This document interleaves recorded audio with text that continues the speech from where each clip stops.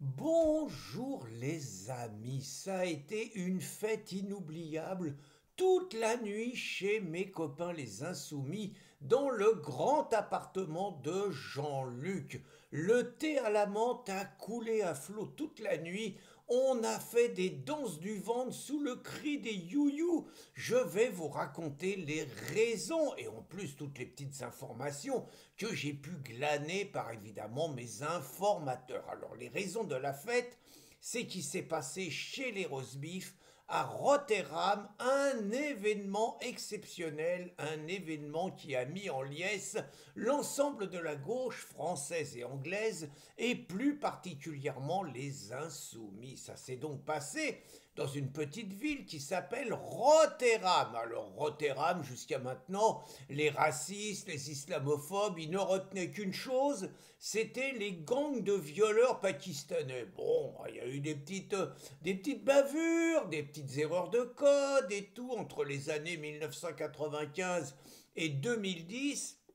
Il y a des milliers de jeunes filles anglaises, blanches, des classes populaires, qui ont été kidnappées, prostituées, droguées, frappées et tout par des gangs majoritairement pakistanais. Et puis, comme les juges, ils étaient de gauche, comme Keir Starmer, le magistrat, les journalistes, ils étaient de gauche et qu'il fallait absolument pas donner des gages aux racistes, à l'extrême droite et tout. Donc, au nom de l'antiracisme, on a oublié d'enquêter, on a oublié d'arrêter les violeurs, on a oublié de protéger les jeunes filles qui étaient, bon, des filles de plouc, on s'en fout, hein, et tout.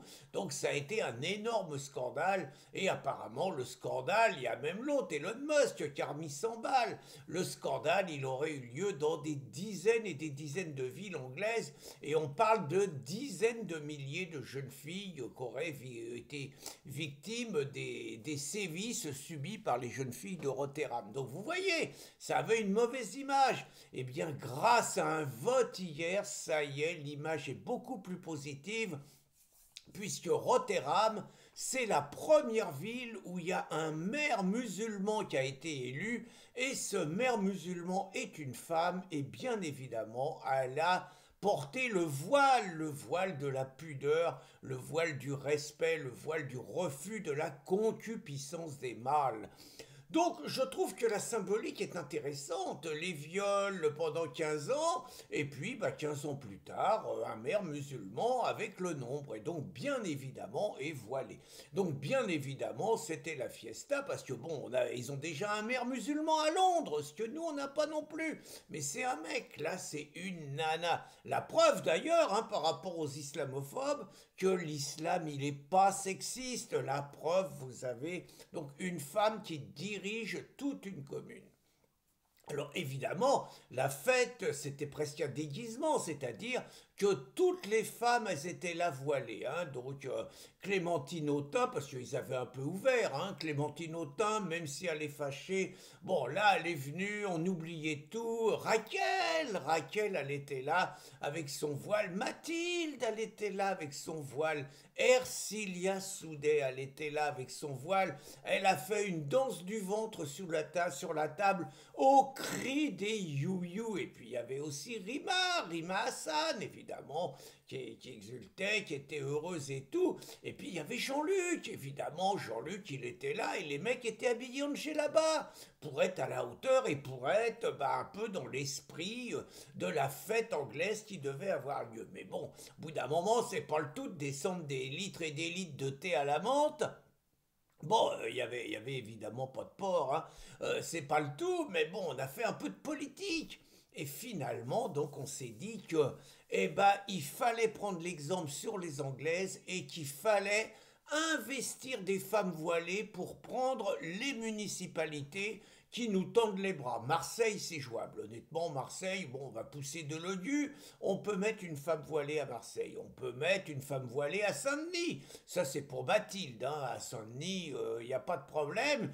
Et puis, donc, il y a eu toute la stratégie qui était de dire que les insoumis allaient présenter des candidates voilées dans toutes les villes de France pour être solidaires avec les camarades anglaises. Alors, normalement, il y a des problèmes, hein, parce que nous, en France, c'est la laïcité. Les rosebifs, Le modèle, c'est la liberté. Autrement dit, il y a des policiers voilés, il y a des avocats voilés, il y a des juges voilés, il y a des enseignantes voilées, il y a des mères voilées, il n'y a pas de problème. Nous, on a des principes. La séparation, la laïcité, l'État chez lui, l'Église chez elle, maintenant c'est la mosquée. Bon, on a des principes. On va faire sauter tout ça. Il va y avoir une grande campagne qui va être menée à la rentrée en disant que contre les discriminations, il faut remettre le voile à l'école, il faut autoriser la baya à l'école, il faut autoriser des conseillères municipales à venir siéger avec le voile. On va encourager des enseignantes musulmanes à mettre le voile, on va encourager des députées européennes à venir avec un voile, ça va être une bataille partout, donc ça va saigner. Nos copains les insoumis vont être là et grâce à eux, on va avoir des femmes voilées à la mairie. Mais il y a eu un petit couac, je vous l'annonce, hein, c'est qu'évidemment Mathilde Panot, Manon Aubry, bon, toutes les femmes de la France insoumise, ils se répartissaient déjà les villes. Et là, Rima, elle a jeté un froid en disant qu'elle n'était pas d'accord et qu'elle ne voyait pas pourquoi ça serait des Françaises voilées qui postuleraient pour les élections et pourquoi pas des musulmanes, pourquoi pas des sœurs comme à Rotterdam. Et donc elle a dit qu'elle était d'accord à condition que ce soit des vraies musulmanes. Il ne reste donc plus à Mathilde Panot, à Manon Aubry, comment l'autre là, Ercilia Soudet, à Raquel Garrido et autres à se convertir à l'islam et à partir de là, elles seront investies par les camarades insoumis avec l'accord de la sœur Rima Hassan. Voilà les dernières nouvelles dont je voulais vous faire profiter en exclusivité. Bonne journée les amis.